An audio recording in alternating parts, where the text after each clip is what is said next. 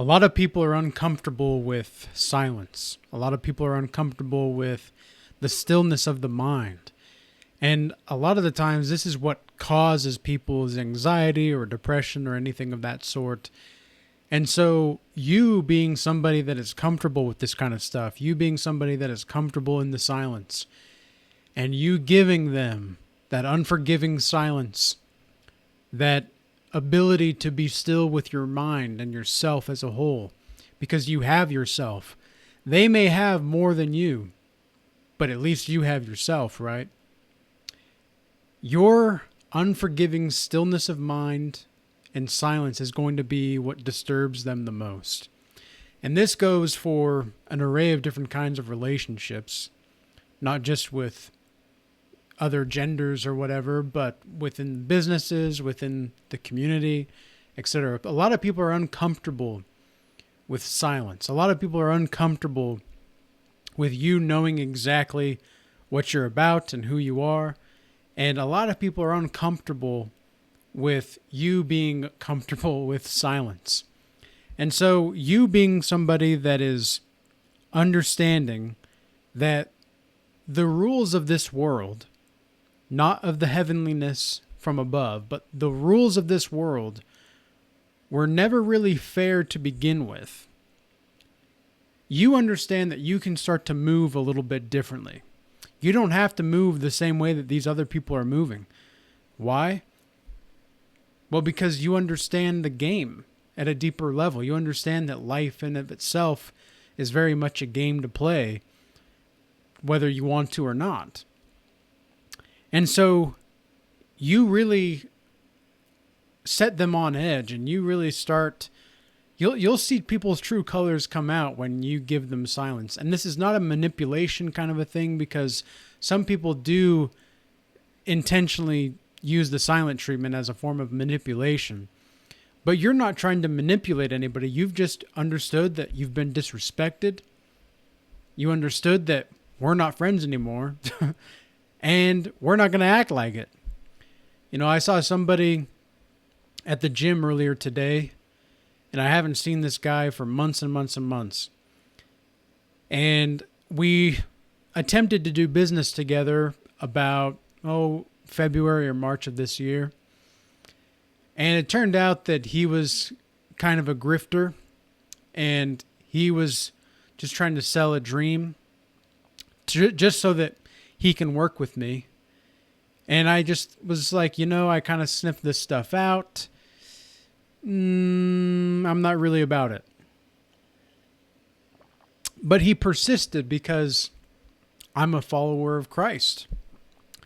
And he said, well, a follower of Christ wouldn't necessarily act like this. And so I gave him the verse where Yeshua, Jesus, says that in those end of times, or those end days, when after you die and such, you will come to him and you will say, well, I've done this for you. I've done that. I followed the laws. And Yeshua will say, depart from me, for I never knew you.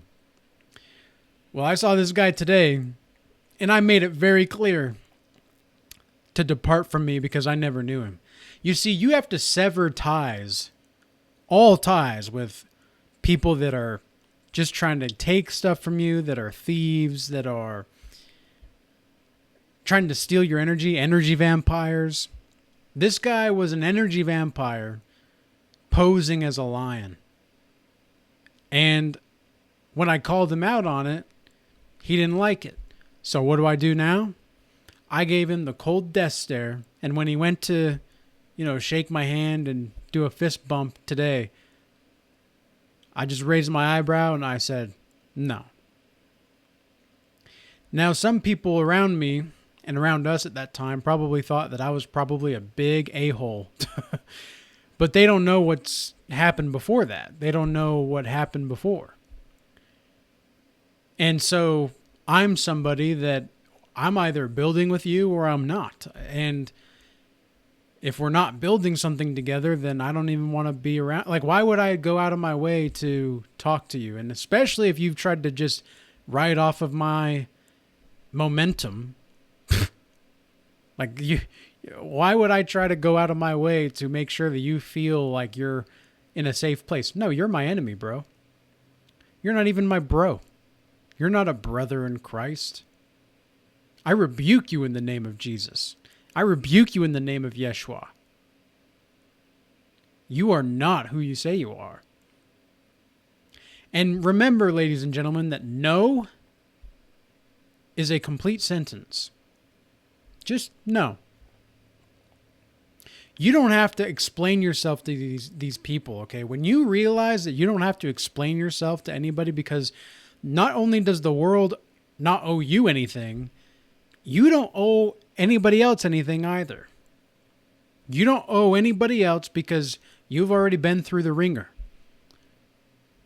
Once you get to a certain level in your life, there's going to be things that happen where you have absolutely no choice but to live as if the past is completely dead and gone, because in many ways it is dead and gone.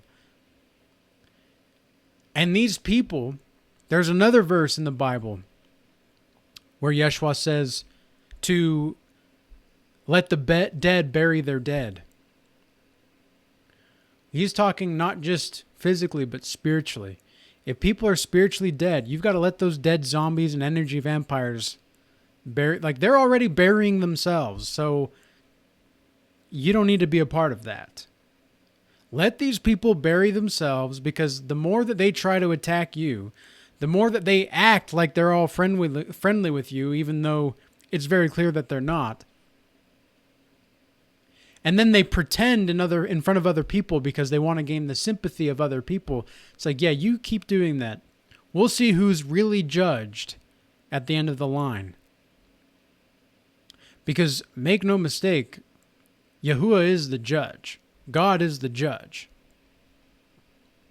And if you think that you're going to get away with what you've done or what you're trying to do, no, you can go somewhere else. This is the kind of mentality that you have. And with women as well, when I just completely stop giving them attention, they act like I'm the thief.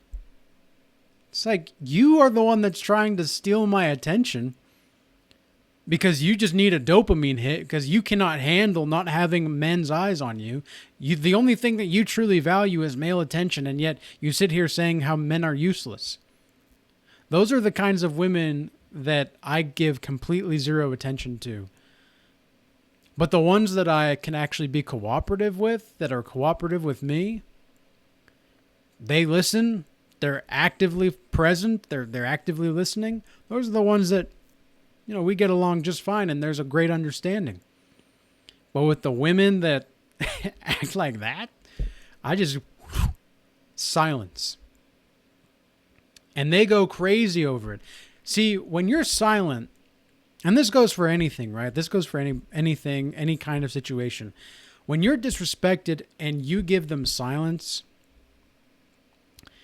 one of two things will usually happen. Number one is they'll start to smear your name. Or number two, they start to fill the holes in what they think is going on inside their head.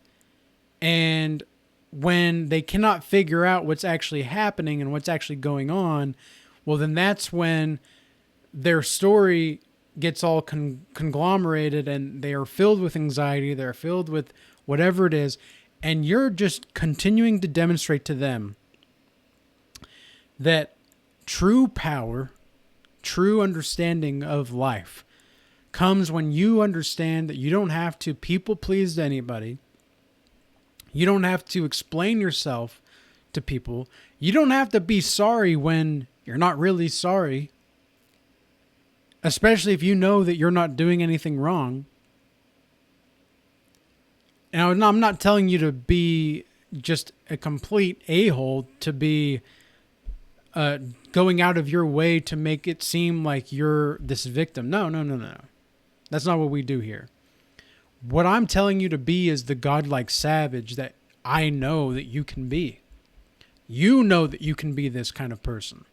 You know that you can be the godlike savage that you need to be so that you don't get taken advantage of from other people. You need to assert yourself, because asserting yourself will drastically decrease the probability of you being used. And if you assert yourself, number one, you're going to get that respect. Because a lot of people think that they're going to get respect by being this nicey nice person. And like, there's a balance that you have to have. You don't want to be too mean, but you don't want to be too nice either. You want to be nice enough, but mean enough to know that if they cross you, they're going to pay. And like this guy today at the gym, no. You're going to pay for that. You're not going to take from me, fella. Okay, you understand that you got to create your own life. See, whenever you've got something really going on, people are going to try at every single twist and turn. They're going to try to take what you've created because they don't know how to create themselves. And this is exactly what somebody occupied by the devil and the demons within them, they don't have control over that. They don't have control over themselves. People that are demonically possessed, that pose as an angel of light, these kinds of people will, because they cannot create anything, they can only take. What does the devil do? He comes to kill, steal, and destroy. That is exactly what these people want to do to you. These people do not know how to create because Yahweh, Yahuwah, they're the ones, the people that are under him are the ones that know how to actually create because they're actually following God's laws, statutes, and commandments. And that is going to be the greatest gift that you can give these kinds of people, is silence and being calm and collected enough to be still in your own mind. And that's what's going to really disturb them. So with that being said, I hope this message was useful and insightful. I do want to thank everybody that's been moving from the YouTube platform over to X and to Rumble. I also want to just say that we started the 7 Deadly Sins course today at the Regal Change Academy, the 7-week program. It's going to be really exciting. We're really looking forward to it. We're going to be reading Dante's Inferno, going over other kinds of tasks for each sin each week. And so there's still a little bit of time left if you want to sign up for that at the Regal Change Academy in the paid community. If you want to join the Discord community, which is a free Discord for the Regal Change Academy, you can check out the links in the description box below, and that's where you'll find everything there. Now, with all that being said, peace be with you all. Till next time.